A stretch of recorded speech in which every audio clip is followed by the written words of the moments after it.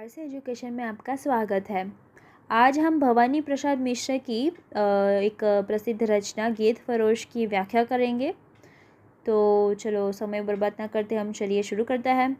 तो कविता को पढ़ने से पहले मैं कहना चाहूँगी कि अगर किसी ने अभी तक मेरे चैनल को सब्सक्राइब ना किया हो तो सब्सक्राइब कर दीजिएगा और साथ ही नोटिफिकेशन की बेल भी ऑन कर दीजिएगा ताकि मेरी जो नई वीडियोस आएंगी तो उसकी नोटिफिकेशन आपको मिलती रहेगी। तो आइए शुरू करते हैं। भवानी प्रसाद मिश्र नई कविता की दौर के कवि है।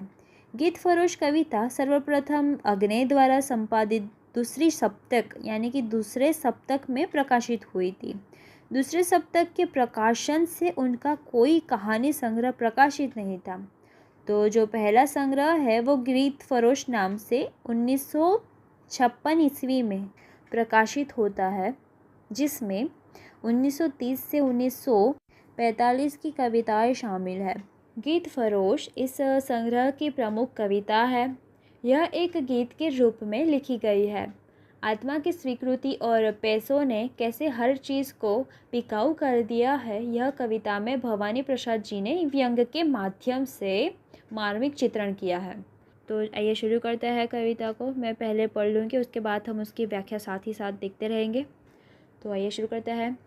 जी हाँ हुजूर, मैं गीत बेचता हूँ। मैं तरह तरह के गीत बेचता हूँ। मैं किस्म किस्म के गीत बेचता हूँ। जी माल देखिए, दाम बताऊँगा। बेकाम नहीं है, काम बताऊँगा। कुछ गीत लिखे हैं मस्ती में मैंने, कुछ गीत लिखे हैं पस्ती में मैंने। यह गीत सख्त सर दर्द भुलाएगा, यह गीत पिया को पास बुलाएगा। तो सबसे पहले ये जो गीत है वह दूसरे सप्तक के बाकी सभी कविताओं में से मिश्र जी की ये जो कविता है वो सबसे ज़्यादा चर्चित रही है। मुस्कान के साथ साथ कवि व्यंग्यात्मक भाषा में फेरी वाले की तरह पुकार लगाकर किस्म किस्म के गीत बेच रहे होते हैं। वह दिन रात लिखते हैं क्योंकि उनकी कलम दूसरों की पसंद पर टिकी होती है कि भाई यहाँ पे सभी लोगों की पसंद अलग अलग होती है। तो वो कहते हैं कि अगर आपको पसंद नहीं हो तो मैं अभी लिख कर भी दे सकता हूँ, वैसे तरह। लेखक कहते हैं कि वह आज इस स्थिति में आ गए हैं कि उन्हें परिश्रम करके अपने गीत बेचने पड़ रहे हैं, लेकिन ये जो लेखक है उसे अपने जीवन के लिए कलम को बेचना पड़ता है। कविता के प्रारंभ में हमारे लेखक गीत बेच रहे होते हैं। कवि कहता है कि पहले गीत देख लीजिए, इसके बाद हम उसका दाम भी बता दूंगा मैं। लेखक कहते हैं कि मेरे पास हर तरह के गीत है, कोई भी गीत ले वह निरर्थक नहीं रहेगा, यानी कि उसमें कोई ना कोई अर्थ तो शामिल ही होगा। आगे कवि कहते हैं कि ये गीत मैंने मौज मस्ती में और यह पस्ती में दोनों ही स्थितियों में लिखे हैं। मेरे जो गीत है वह गमों को हरने वाले और पिया को पास बुलाने वाले हैं। आगे जी पहले कुछ दिन शर्म लगी मुझको, पर बाद में अकल जगी मुझको। जी लोगों ने तो बेच दिए इनाम। जी आप न हो सुनकर रहे ज़्यादा हैरान। मैं सोच समझ कर आखिर अपने गीत बेचता हूँ। जी हाँ हुजूर, मैं गीत बेचता हूँ। मैं तरह तरह के गीत बेचता हूँ। मैं किस्म किस्म के गीत बेचता हूँ।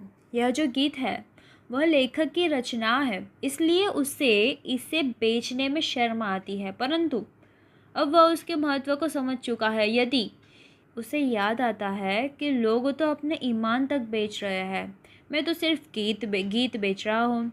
इसलिए लेखक कहता है कि बहुत सोच समझ कर अपने गीत बेचने का निर्णय लिया है भाई मैंने।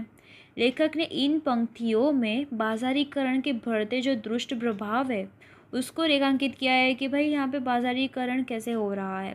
जहाँ ईमान बिकता है वहाँ भला गीतकार अपने गीत क्यों नहीं बेच सकता। तीव्र व्यंग्यात्मक के साथ कवि इस कविता का निर्माण किया है। यह गीत सुबह का है, गाकर देखे। यह गीत गजब का है, ढा कर देखे। यह गीत ज़रा सुने में लिखा है था, यह गीत वहाँ पुणे में लिखा था।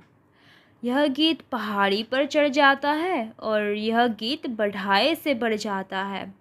यह गीत भूख और प्यास भगाता है, जी, यह मसान में भूख जगाता है। यह गीत भुवाली की है हवा हुजूर, यह गीत तपेदिक की है दवा हुजूर। जी, और गीत भी है दिखलाता हूँ। जी, सुनना चाहे आप तो गाता हूँ। तो यहाँ कवि जिस तरह से कोई विक्रेता अपने सामान की विशेषता बता बता कर अपना सामान बेचता है, उसी तरह लेखक अपने गीत की विशेषता बता रहा है कि सुबह का गीत है, शाम का गीत है, सुख का गीत है, दुख का गीत है। यह जो गीत है वो भूख बढ़ाता है और साथ ही भूख खत्म भी करता है। यह दवा का भी काम करता है और साथ ही दुआ का भी काम करता है। मेरे पास गीत की भरमार है, ना आया हो पसंद तो और दिखाता हूँ। इन पंक्तियों में कवि का व्यंग्यात्मक स्वर झलकता है। कवि एक अनुभवी और निपुण व्यवसाय के जैसे अपने ग्राहक को संबोधित करते हुए कहता है कि यदि यह जो गीत है वो पसंद ना आ रहा हो तो मेरे पास और भी कई गीत पड़े हैं, उन्हें भी मैं दिखा सकता हूँ। यदि आप सुनना चाहे तो मैं इन्हें गा भी सकता हूँ। मतलब यानी कि कवि को कितनी विवशता हो गई है कि उसे ऐसे गीत बेचना पड़ रहा है। जी, छंद और बेछंद पसंद करे, जी अमर गीत और वे जो तुरंत मरे, ना बुरा मानने की इसमें क्या बात है, मैं ले आता हूँ कलम और दावत। इनमें से भाई नहीं नए लिख दूँ, जी नए चाहिए नहीं गए लिख दूँ, यानी कि पुराने। मैं नए पुराने सभी तरह के गीत बेचता हूँ। जी हाँ हुजूर, मैं गीत बेचता हूँ। मैं तरह तरह के गीत बेचता हूँ। मैं किस्म किस्म के गीत बेचता हूँ। इनमें छंद और बिना छंद वाले हर प्रकार के गीत हैं। तो कवि कहता है कि इनमें छंद और बिना छंद वाले हर प्रकार के गीत हैं। इनमें ऐसे गीत भी हैं जो अमर या कभी न मिटाने वाले हैं, और ऐसे गीत भी हैं जिनका प्रभाव तुरंत समाप्त हो जाता है। ठीक है, यदि ये गीत पसंद ना आ रहे हो तो मैं इनसे बुरा मानने की कोई बात नहीं है। ठीक है, मेरे पास तो कलम और दावत भी है, यानी कि इंक पॉट जो होती है वो भी है। मेरे पास कलम भी है और उससे इंक भी है। यदि गीत अच्छा ना लगे तो मैं अभी नया गीत तुम्हें लिख कर दे देता हूँ, और यदि नए गीत नहीं चाहिए तो मैं पुराने गीत भी लिख सकता हूँ। मैं तो नए और पुराने सभी तरह के गीत लिखता और बेचता हूँ। इन पंक्तियों में कवि जीवन की विषम परिस्थितियों का मार्मिक चित्रण कर रहे होता है कि जिसमें उसे किसी भी तरह से अपना सौदा बेचना होता है। आगे, जी गीत जन्म का लिखूं मरण का लिखूं, जी गीत जन्म का लिखूं मरण का लिखूं, जी गीत जीत का लिखूं शरण का लिखूं। यदि यह गीत रेशमी है यह खादी का, यह गीत पित्त का है और यह बागदी का। कुछ और डिज़ाइन भी है, यह इल्मी, यह लीजे चलती चीज़ नहीं फिल्मी। यह सोच सोच कर मर जाने का गीत, यह दुकान से घर जाने का गीत। जी नहीं, दिल लगी कि इसमें क्या बात है, मैं लिखता ही तो रहता हूँ दिन रात, तो तरह तरह के बन जाते हैं गीत। जी रूठ रूठ कर मन जाते हैं गीत, जी बहुत ढेर लग गया हटाता हूँ रुकिए, ग्राहक की मर्जी अच्छा जाता हो। या भीतर जाकर पूछ आइए आप, है गीत बेचने वैसे बिल्कुल पाप, क्या करूँ मगर लाचार हार कर गीत बेचता हूँ।